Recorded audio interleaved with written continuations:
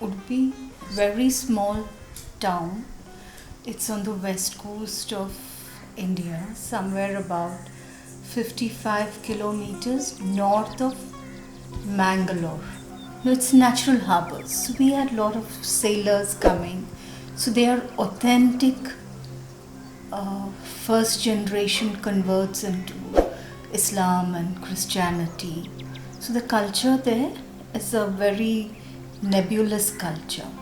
Udupi per se was a town which is very interesting in the sense coins used to be minted there, gold coins.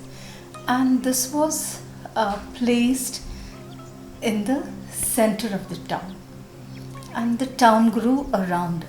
So it was like a very classic town where you had 8 Devi temples.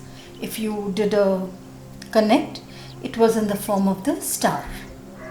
Then there were this great Parashurama stories. The Brahmins came and they set up there what is called as mathas. Now mathas are basically research centers. So there was a parampara of what are called as yatis, that they are people who would sort of take charge of a community head. So one such person is Madhvacharya, who is probably one of the most stalwarts, and he's considered to be the avatar of Vayudev, Hanuman. Madhvacharya had this tradition where he would walk about 6 kilometers to the sea and then do all that morning kriya that he's supposed to do. So one day there was a storm, and what happened during the storm was Madhvacharya saw a ship in distress. So he had what is called as a uttarya. Actually, I should have kept it for you because that's how in Udupi people are honored with. It's a cloth with definite weaving border because Udupi weaving is very famous. So he waved it and the ship came ashore. So the captain of the ship is very, he's very overwhelmed. He's very happy. So he tells him, there's so much of riches, and oh yeah, by the way, it's supposed to be a Portuguese ship, so which has come from Karachi to Dwarka. From Dwarka, it is going down south to Muzaira. Muzaira is Kerala. Now Madhvacharya says, I'm a sannyasi, so what do I want all these riches for? No, you have to take something because you help me out.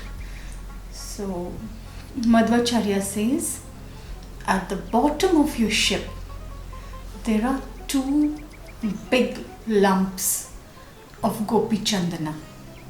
So give that to me. Captain is not really satisfied, but then when he asks for it, what else can he do? So he gives him both the chandanas. He starts walking back, Madhvacharya, with both of that. As soon as he crosses the sand, the first one breaks. And that has a murti of Balarama, which is installed in the town of Malpe, which is a beach town. And it's called as Vada Pandeshwara, because that's the Vada is to break. And so if something breaks, it's a Vadito. He says that's the place, and there that's one of the few Balarama temples.